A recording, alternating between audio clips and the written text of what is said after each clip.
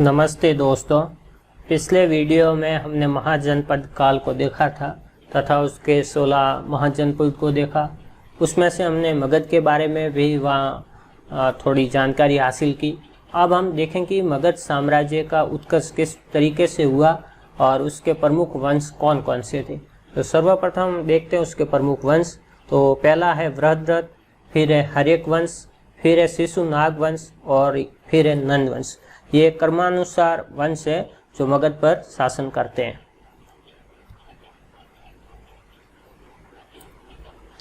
अब देखते हैं बृहद्रथ वंश। बृहद्रथ वंश के 3 शासक हुए, जिसमें सर्वप्रथम बृहद्रथ, फिर जरासंध और फिर है रिपुंजय।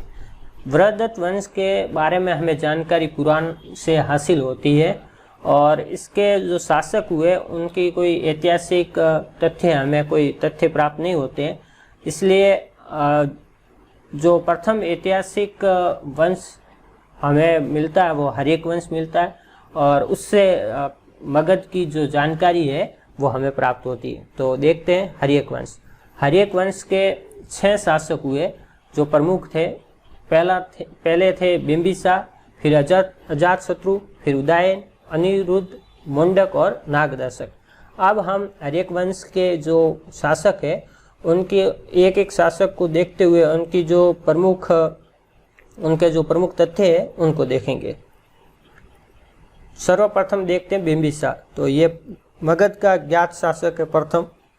इसे वास्तविक संस्थापक भी माना जाता है मगध साम्राज्य का।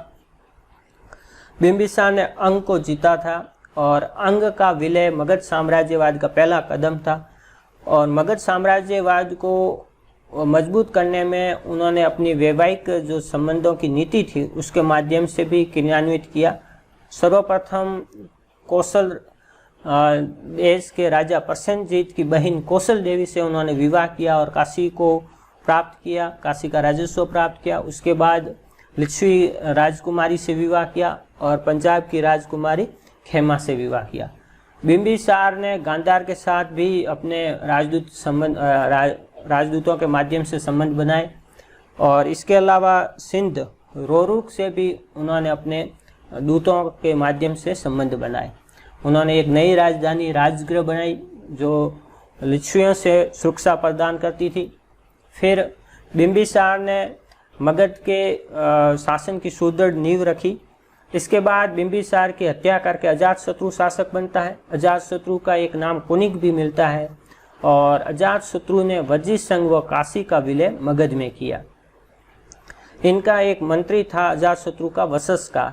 उसने वज्जीसंघ में फूट डालकर वैशाली को वज्जीसंघ को जीतने में बड़ी सहायता प्रदान की और इस युद्ध में सर्वप्रथम रथ, मूसल व महाशिला कंटक नामक अस्त्रों का प्रयोग किया गया। उनका एक अन्य मंत्री था सुनिधि और अजातशत्रु ने राजगृह जो राजधानी थे उसका दुर्गीकरण भी करवाया और कौशल राज से काशी भी प्राप्त किया।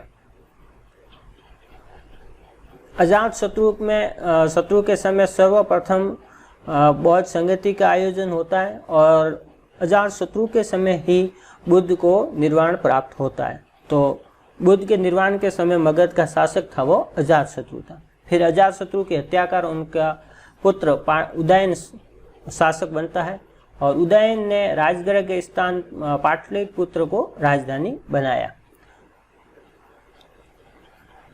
उदयन था वो जैन धर्मावलंबी था। उदयन के बाद कुछ अन्य शासक बनते हैं जिसमें अनिरुद्ध, मोंडक और नागदर्शक प्रमुख है, लेकिन इनकी कोई इतनी महत्वपूर्ण घटना नहीं है शासनकाल की जो हम यहाँ वर्णन कर सके। केवल ये है कि नागदर्शक को अपदस्थ कर शिशुनाग नामक अमात्य ने शिशुनाग वंश की वो नींव डालता है। तो अब हम देखेंगे शिशुनाग वंश।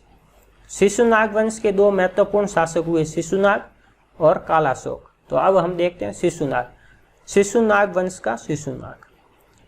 इसके समय अवंती तथा वत्स को मगध साम्राज्य में मिलाया जाता है और इसने वैशाली को अपनी दूसरी राजधानी बनाया। कालाशोक ने जिसका नाम ने एक काकवर्ण भी मिलता है, इसके समय द्वितीय बौद्ध संगति का आयोजन होता है।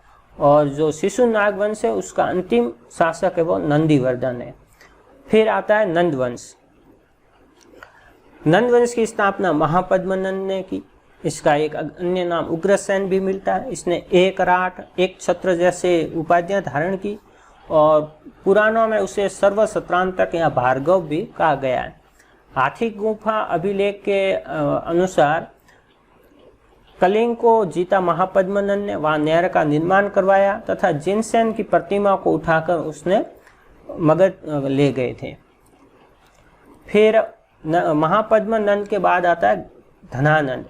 धनानंद सिकंदर का समकालीन था। इसके समय भारत के पश्चिमी भाग पर आक्रमण होता है और यूनानी लेखक है वो धनानंद को अग्रेमिज भी कहते हैं। इसका एक सेनापति हुआ भद्रसा। इसके अलावा उसके अमात्य थे सकटार व राक्षस। और नंद शासकों ने भी जैन धर्म को प्रश्रय दिया। 322 ईसा पूर्व में चंद्रगुप्त मौर्य ने नंद वंश को समाप्त कर मौर्य वंश की नींव डाली। अब हम देखते हैं कि मगध साम्राज्य का उदय किस परिस्थितियों में होता है और उसके क्या क्या उसकी कारण रहे पीछे। तो उसमें सर्वप्रथम हम देखते हैं अनुकूल भौगोलिक स्थिति, इसके अलावा मुक्त सामाजिक वातावरण और शासक वर्ग की भूमिका। ये तीन महत्वपूर्ण अंग हैं मगध के उदय में। और इसके सब डिवीजन अब हम देखेंगे कि अनुकूल भौगोलिक स्थिति में कौन कौन से थे।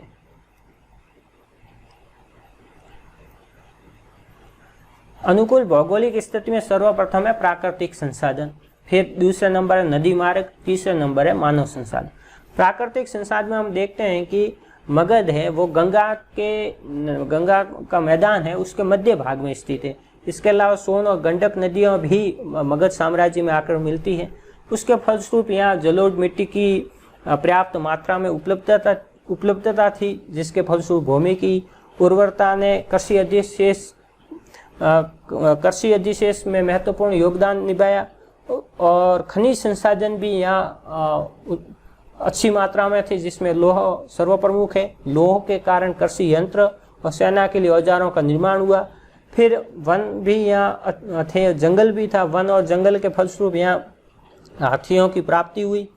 और नदी मार्ग के द्वारा परिवहन की जो व्यवस्था थी वो प्राप्त हुई मगध को, क्योंकि जो गंगा नदी थी और सोन और गंडक नदी, इनके माध्यम से व्यापारिक मार्गों से व्यापार होता था इन नदी मार्गों के माध्यम से।